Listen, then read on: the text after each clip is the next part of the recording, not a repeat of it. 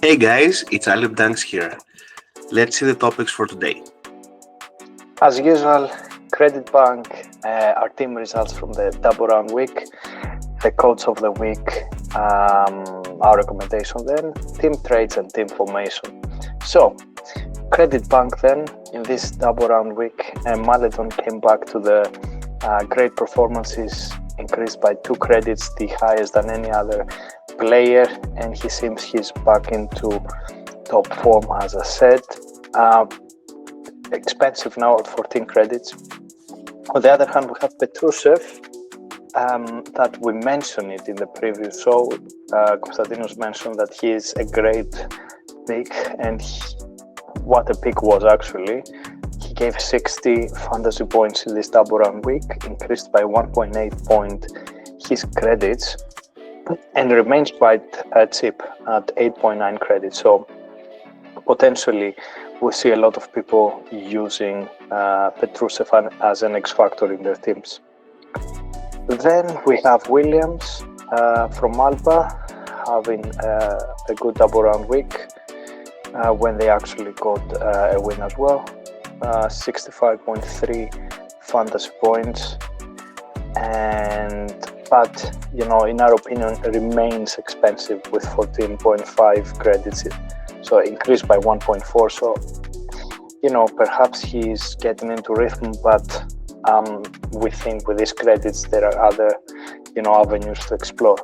And also, let me add, for Williams, I think another factor that benefits him is a lot of absences that Alba has. A lot of players are not available due to injuries or other reasons, and that gives Williams the chance to perform and shine.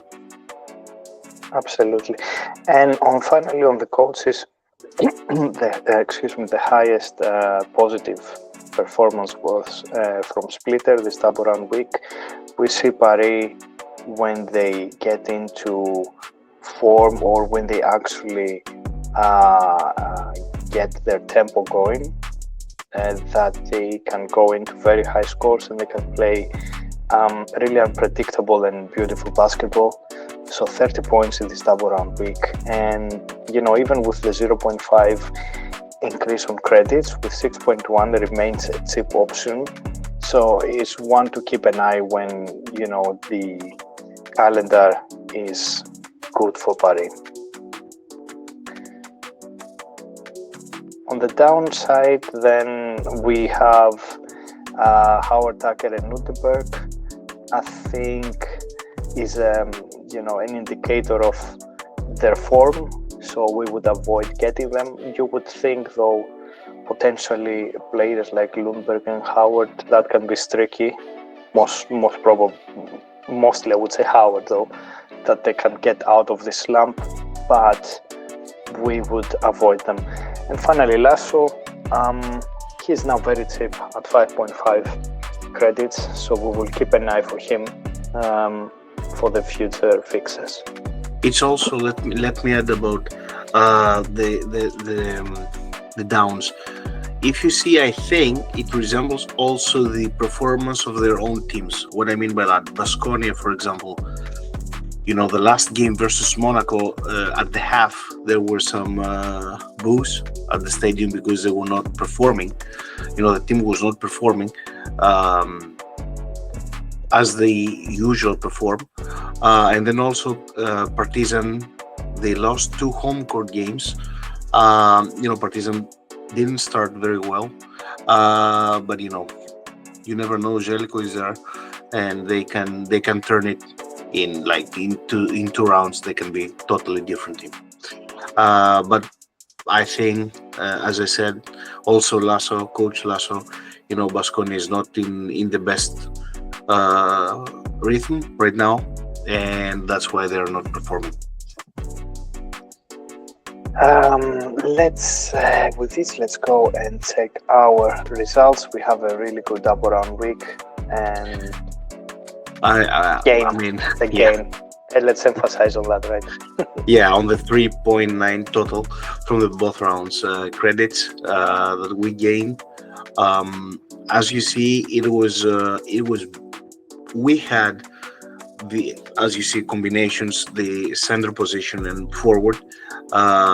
We had four players that they could give almost 100 points or more. So you see, these are the main pillars that they gave us a strong boost. Also, the coaches. Round 9, Coach Matteo gave us 20 points. Round 10, Coach Herbert gave us 25 points. Again, we have emphasized and mentioned a lot the importance of having a good coach.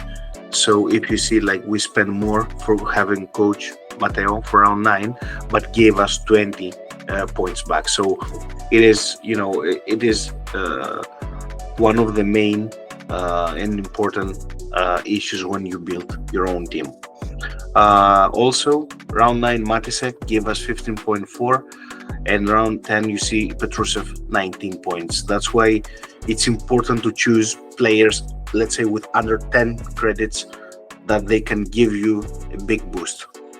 We were lucky on Matisek, obviously. Yes, because if you see, around 10, it was -9 total. So, that was unfortunate. But what I wanted to mention is the injuries that we all face. So when we were building the round 9 on our last show, we had a different formation because we had a last-minute injury. And then now, before we start this video, we also had a last-minute injury that we can talk about it later.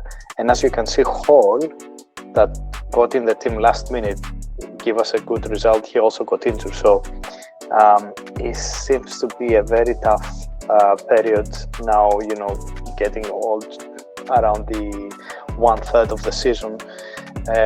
So you see a lot of injuries going around. So you need to keep an eye until last moment before the game start for changes, last-minute changes in the health status of the teams.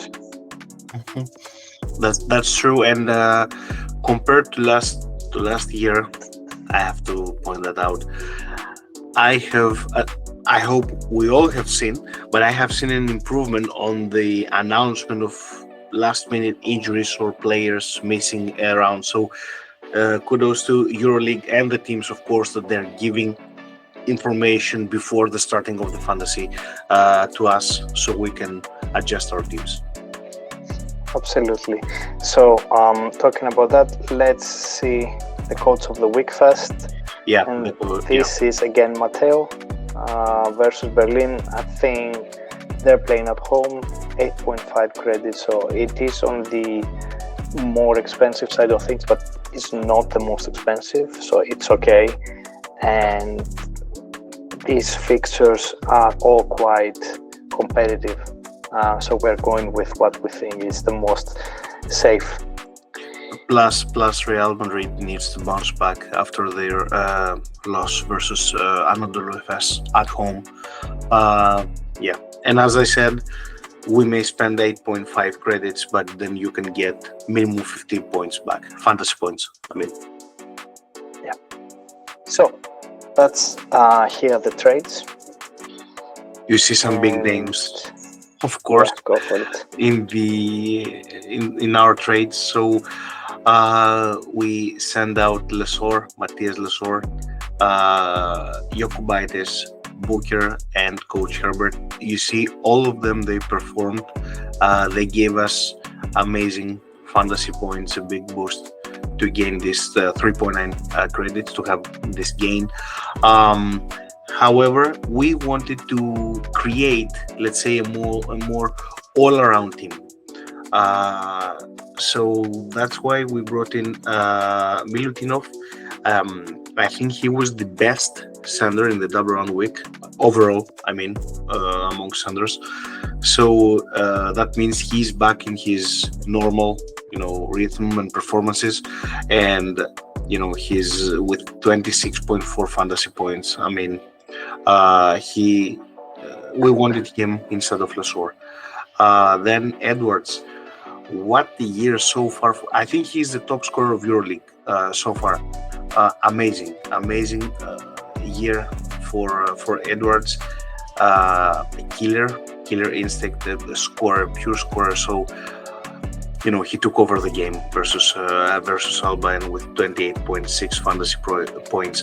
That was the big difference. We had Jokubaitis, but then you cannot say no to Edwards if it fits, of course, in your team. Then Lovern, with the injury of Sako, he stepped up big time. His quality is undeniable. He's an amazing player. And as you see, with 10.2 credits, almost in the region of 10 or plus minus 0.5 credits, he is a good option to have in your team. And then coach Matteo, you see, he didn't have a good game versus Anadolu Efes. Real lost the game, but now it's time to bounce back and get the W at home.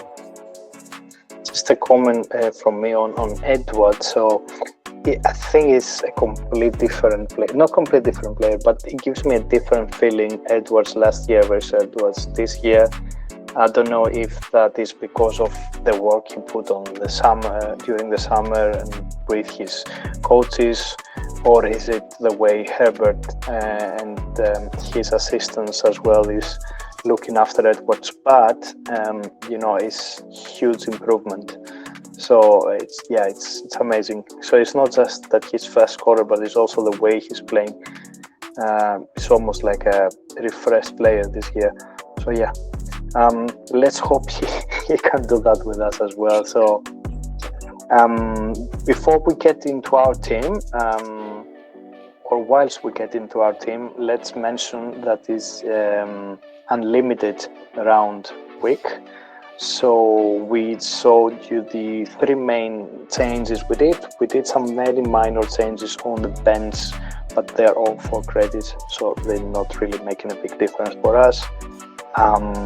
So here, as you can see, Vezenkov, Mirotic remain our main pillars. Mirotic our captain. Then Milou and Lovren our new center duo for us. Petrusev comes as a 6th player, and Edwards is our main guard. We keep 1 credit on the side because who knows, next week we may think about bringing back one of the main stars as less short, or maybe try to bring one of the other big names as DJ Shorts, because we probably change Mateo with a lower credit coach. But for now, that's the way we go. And remember, we have 3 turns. So if you have a player from 1 turn on your team, that will be your first captain, and then you can change if that doesn't go well to turn 2, and then turn 3. For us, turn 3 we only have 1 option, really, is Edwards, so we're betting on Mirotic here. Yeah, that's true. And also for last round, as Bill said, we kept on credit because next round we will have only 3 changes. It's not unlimited for next round, so you never know. But I wanted to mention one name before, because we didn't mention it earlier. We have to mention TJ Shorts, an amazing player, an amazing performance versus Barcelona in Spain, and because we discussed multiple and several scenarios with Bill. One of the scenarios it was that we have TJ Shorts, but we ended up with this team, more all-around team. But if you have the credits, it's you never go wrong, I believe, with TJ Shorts. TJ Shorts had 22.5 points, 7.5 assists, 1.5 steals, shooting with 75% with 60%, shooting with 60%. So that were his stats for this double-round week. Yeah, amazing. I mean, the numbers speak for TJ Shorts. But that was our team, our trades and suggestions. Leave us a comment on your teams and questions, and enjoy Euroleague. Thank you, guys. Have a great week.